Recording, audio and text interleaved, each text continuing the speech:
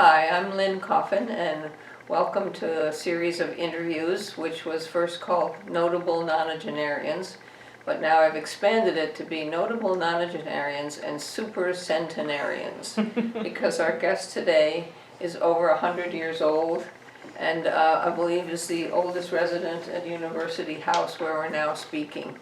It's amazing to me looking at her biography. This is Augie Petroff, full name Augusta Petroff, and she was born in 1919 in Manhattan. Central Park was her playground. She attended Walton High School and then went on to Hunter College, a free college in New York. After graduating with a BA, says her bio, she wanted to become a school teacher. But I think I'm going to ask Augie to make a little correction to that. I think that, if I remember correctly, after you graduated, you wanted to go to art school in Iowa. Is that not correct? Well, originally I was to be a school teacher, but in New York City by 1939, roster of teachers, of people waiting for teachers' positions was so big that they were no longer giving the exam for teachers. But even before that, you told me when you graduated, that was not the first thing, was not teaching, but was art school in Ohio or Iowa? Iowa. Okay. Iowa had just opened a new school of drama, and I wanted to go there for directing. Okay, so first choice was drama and directing, and what happened to that choice?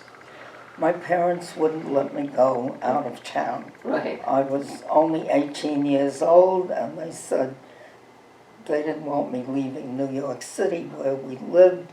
I could go to Columbia, but Columbia was a very standard school of drama, whereas Iowa had this new, young staff, and I wanted to go there.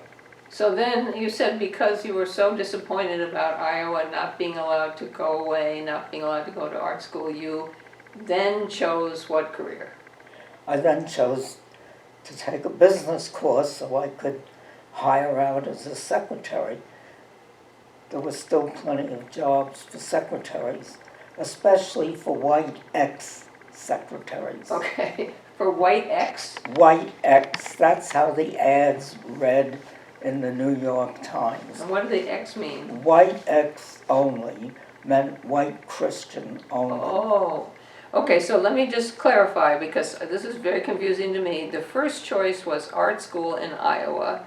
The second choice was the teachers to apply, but you couldn't do that because the rosters were all full up. And the third choice was business school, where you actually did go to business school. Is that yes, correct? And I learned typing and shorthand. So notice how we moved from art in Iowa to typing in New York. So that's a far span. Okay, so you went to business school, and then after a time, after various office jobs, until 1942, at which point the Brooklyn Navy Yard announced they would accept female applicants.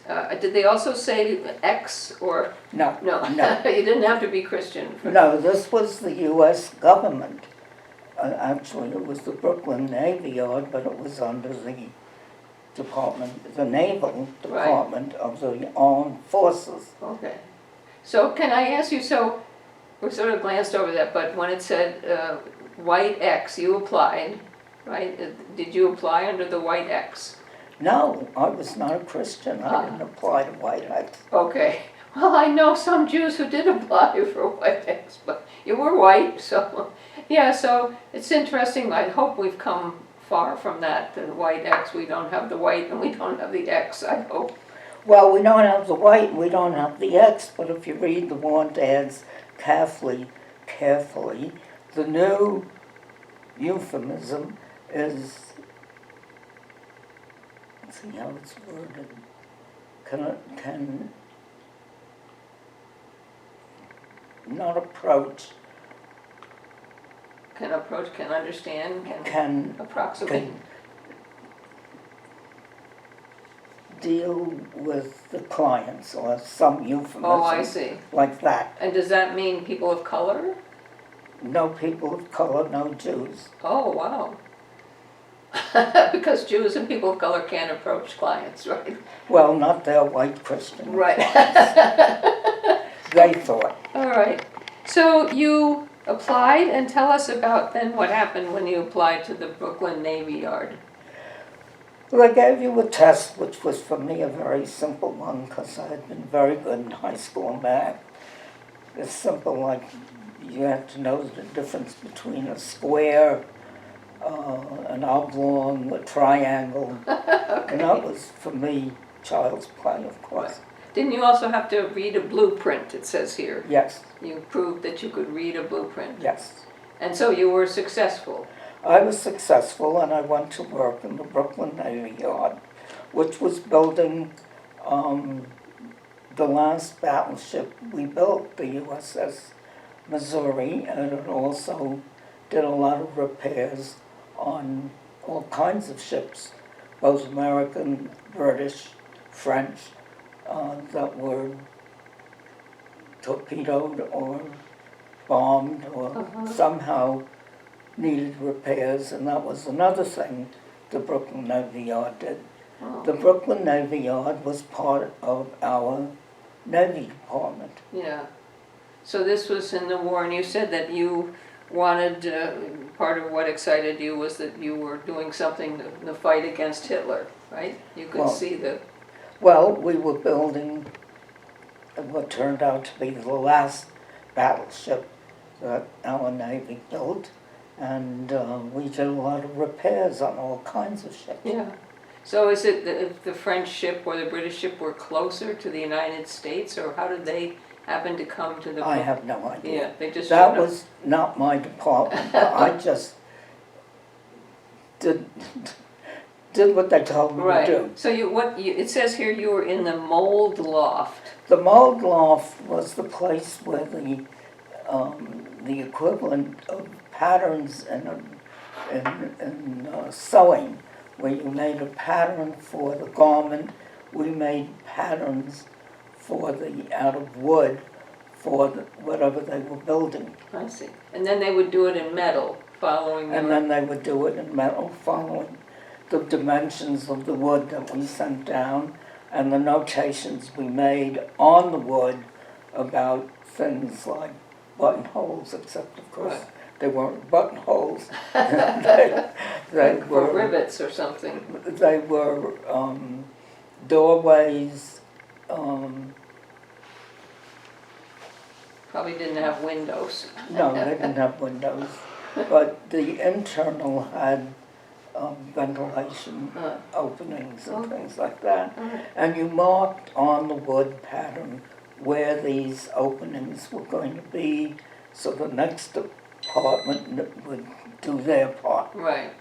So you did that until 1946, from 1942 to 1946, is that right? Approximately. Right. So do you remember the end of the war? When did you first hear or discover that the war was over? Well, actually, I was away on vacation when VE Day was declared, and I was vacationing on an island in Lake George, which is a very large lake in New York State. Right. And we just went around making lots of noise with our pots and pans to celebrate. So how did you hear? Did somebody phone the island, or was it on the radio you heard? Well, I think there were people who had shortwave radios. The islands were well populated, especially by teachers, because they had the whole summer off, and they would make improvements on the campsite, which they would run year after year, so that their improvements were there for the next year. Right. And people had shortwave radios. There was also the island where the post office and the general store was, and they had telephones and radios, Yeah. things of that nature. And word spreads very quickly among islanders, Right. because firstly, we all went to the post office every day, not only to get mail, but to socialize. That's where you met other people Right. who were camping. and you got the news of what was going So it was on. kind of a general celebration, pots and pans and, Yes, and Yeah. lots of noise, and there were 3 other campsites on the island that I was on, and so we celebrated together. oh, that's great, okay. Now, you had not met your husband at that time, right? Or- No, I didn't meet my husband until the end of World War II, when he came back from being in the Third Army in France, I think they were. So was it At the end. 1946, is that when you met him? I think, anyway, just after the end of the war. Just after the end of the war when I met him. And can you tell a little bit about how you met him? We were in a fundraising for the Radio Guild, I think it was called.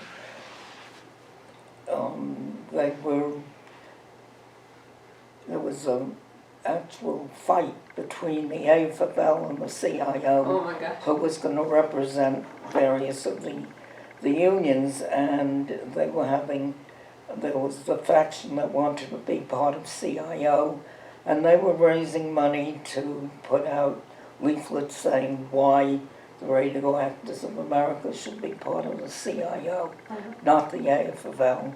Right. So this was a Saturday night party to raise funds for that, for the pamphlets and leaflets that we would issue. So, sort of like a dance party, or like a... It was that someone who had a big apartment, and no, there was no dancing.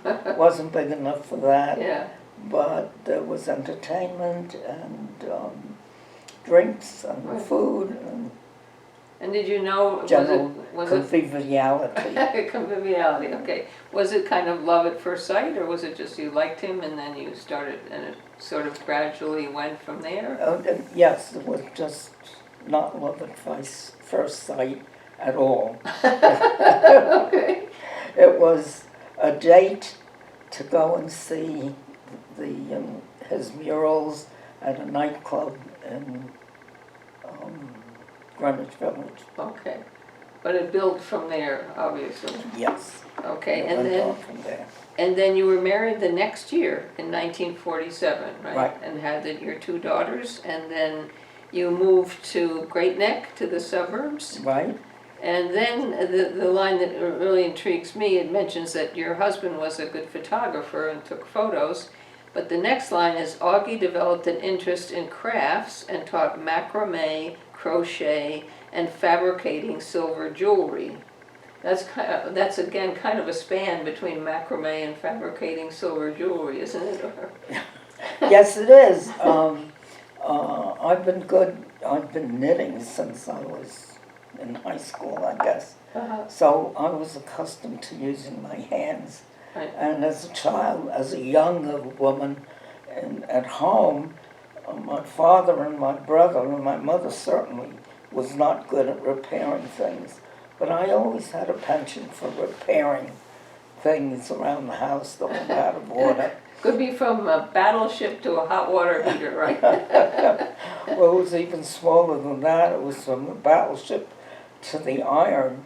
The iron, okay. And in the 40s, irons had the electric cord was plugged into the iron, Right. and that hard rubber plug would frequently crack, so it had to be changed, and that was something I could do without any trouble Wow. at all, and maybe that's why I was able to work well in the Brooklyn Navy Yard. Do you remember was macrame before jewelry, or what was the first craft that you said knitting? Well, knitting and crocheting, that was something you did all the time. You know, you were knitting for Britain and purling for Berlin. Purling for who? Berlin. Berlin, okay. Knitting for England? Britain. Knitting for Britain and purling for Berlin. And purling for Berlin. That was the rhyme that we used. Okay. And but I had been knitting since high school. Right. And how did you get into silver jewelry, which is what we I have? had broken thing, jewelry. Ring, the shank had broken away from the decorative part. The jump rings, the little rings that open and close very easily if you don't solder them closed on chains and things of that nature. And I had a box full of these things, and there was a notice in the adult ed bulletin that there was a jewelry class. By now my two children were in high school. They were in school full day, and I said, well, that's great. I'll go and learn how to repair my jewelry. Okay. Except when I got to the class, the teacher said, no repairs allowed. Wow. This is an original. You've got to design your own and work that way. Oh. So this was a whole new concept to me. I didn't know that I had any artistic ability at all. I just started thinking about what I wanted to make from scratch. Right. So is there something here that's fairly early? Is there something that you could point out that would be an early thing that you made? Well, I'm wearing what would have been an early thing that I made, which is just a chain that's very simple to make, but fortunately it looks quite It interesting. looks very nice. It doesn't look simple because you have a different twist kind of to Yes, right. Yeah. But it is very simple to Right. make. Of course, simple for you would be maybe impossible for me, but This is one of the other earlier pieces I made. how many pieces did you make in that class? I don't know, because class, you went from Oh, that's beautiful. well, this is just stringing. This one is I see. just stringing Whoa. chunks of lapis. Well, and so are they strung on a silver string or a wire or a string, or what holds them together? They're on nylon Okay. cord. Okay. This is what I wanted to show you. Oh, wow. So I don't know if you can see the design and everything. It's just beautiful. Well, hold it up against the white paper, Okay, let's see what, because if you hold it up in the air, you can't see it. right. I don't know if you can get that. It's just beautiful. I'm just so impressed. So you make this form out of silver, Yeah, and then how do you get it to be the same every time, or is it the same, or it is. It's cast. it's cast? Well, it could be, but this I did by hand. It's easier and less expensive to do with what looks very complicated is a very simple knot. And do you do all the knots and then put it together, or do Yeah, you? Okay. yeah. So you Well- don't sort of make it as you go, you make all the I elements make and all then, the elements and then string it, put Right. it together with these little rounds called jump rings. Gelf rings? Jump Jump rings. rings, okay. Wow, So And- that also was a simple item right. that I made. And I noticed that some of these have, for example, this is from some show, you had a show and maybe other shows? How many Yes, shows? I belong to the Long Island Craft Guild that was formed mainly by teachers.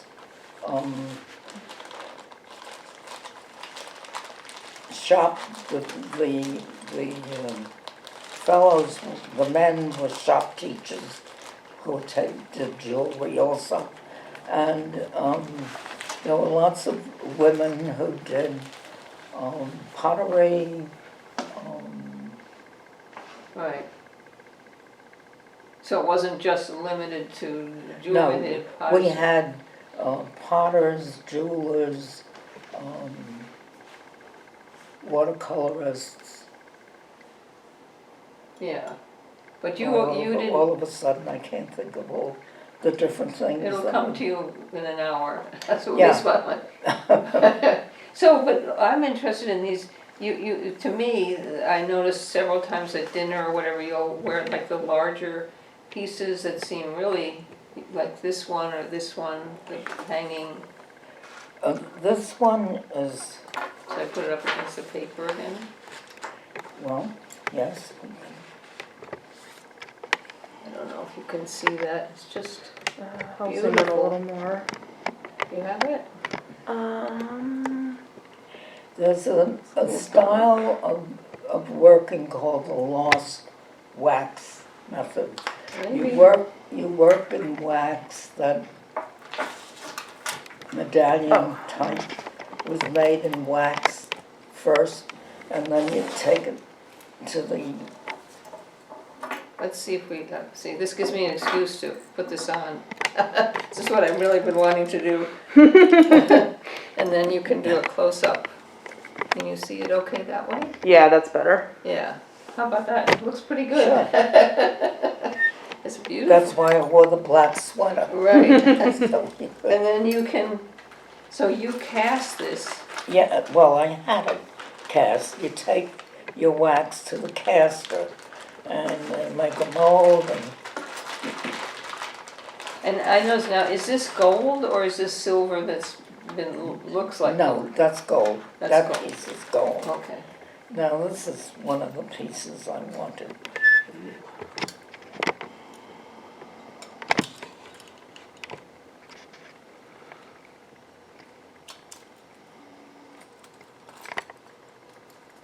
Much too big for me.